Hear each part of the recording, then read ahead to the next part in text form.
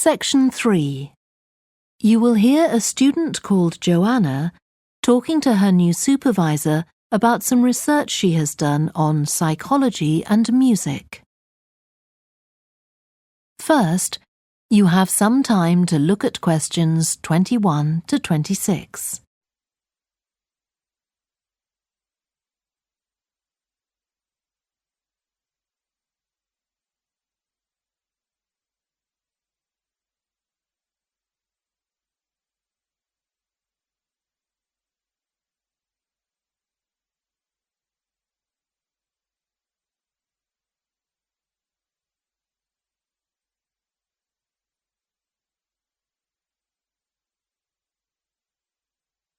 Now listen carefully and answer questions 21 to 26. Hi, Joanna. Good to meet you. Now, before we discuss your new research project, I'd like to hear something about the psychology study you did last year for your master's degree. So, how did you choose your subjects for that? Well, I had 6 subjects, all professional musicians and all female. 3 were violinists, and there was also a cello player and a pianist and a flute player. They were all very highly regarded in the music world, and they'd done quite extensive tours in different continents, and quite a few had won prizes and competitions as well. And they were quite young, weren't they? Yes, between 25 and 29. The mean was 27.8. I wasn't specifically looking for artists who'd produced recordings, but this is something that's just taken for granted these days, and they all had. Right.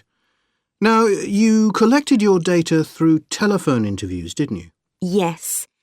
I realised if I was going to interview leading musicians, it'd only be possible over the phone because they're so busy. I recorded them using a telephone recording adapter. I'd been worried about the quality, but it worked out all right. I managed at least a 30-minute interview with each subject, sometimes longer. Did doing it on the phone make it more stressful? I'd thought it might.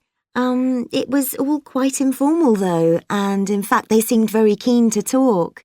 And I don't think using the phone meant I got less rich data. Rather the opposite, in fact. Interesting. And you were looking at how performers dress for concert performances? That's right. My research investigated the way players see their role as a musician and how this is linked to the type of clothing they decide to wear. But that focus didn't emerge immediately. When I started, I was more interested in trying to investigate the impact of what was worn on those listening, and also whether someone like a violinist might adopt a different style of clothing from, say, someone playing the flute or the trumpet. It's interesting that the choice of dress is up to the individual, isn't it? Yes, you'd expect there to be rules about it in orchestras, but that's quite rare. Before you hear the rest of the discussion, you have some time to look at questions 27 to 30.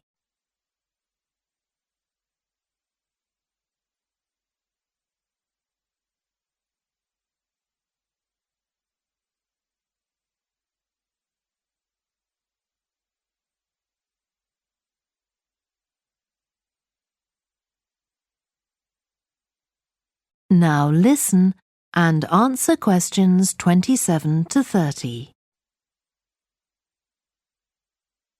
You only had women performers in your study. Was that because male musicians are less worried about fashion? I think a lot of the men are very much influenced by fashion, but in social terms, the choices they have are more limited. They'd really upset audiences if they strayed away from quite narrow boundaries. Now, popular music has quite different expectations. Did you read Mike Frost's article about the dress of women performers in popular music? No. Well, he points out that a lot of female singers and musicians in popular music tend to dress down in performances and wear less feminine clothes, like jeans instead of skirts. And he suggests this is because otherwise they'd just be discounted as trivial. But you could argue they're just wearing what's practical. I mean, a pop music concert is usually a pretty energetic affair. Yes, he doesn't make that point, but I think you're probably right. I was interested by the effect of the audience at a musical performance when it came to the choice of dress. The subjects I interviewed felt this was really important. It's all to do with what we understand by performance as a public event. They believed the audience had certain expectations, and it was up to them as performers to fulfill these expectations, to show a kind of esteem. They weren't afraid of looking as if they'd made an effort to look good. I think in the past, the audience would have had those expectations of one another too, but that's not really the case now. Not in the UK, anyway. No. And I also got interested in what sports scientists are doing too with regard to clothing.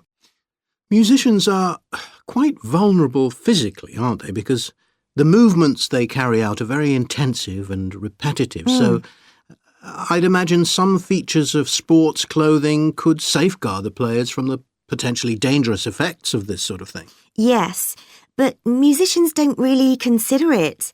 They avoid clothing that obviously restricts their movements, but that's as far as they go. Anyway, coming back to your own research, do you have any idea where you're going from here? I was thinking of doing a study using an audience, including... That is the end of section 3.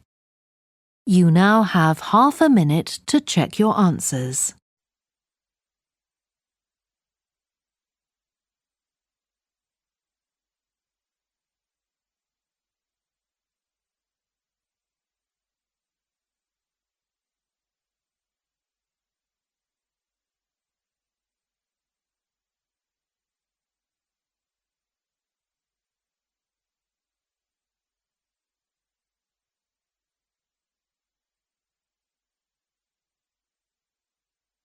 Now turn to section 4.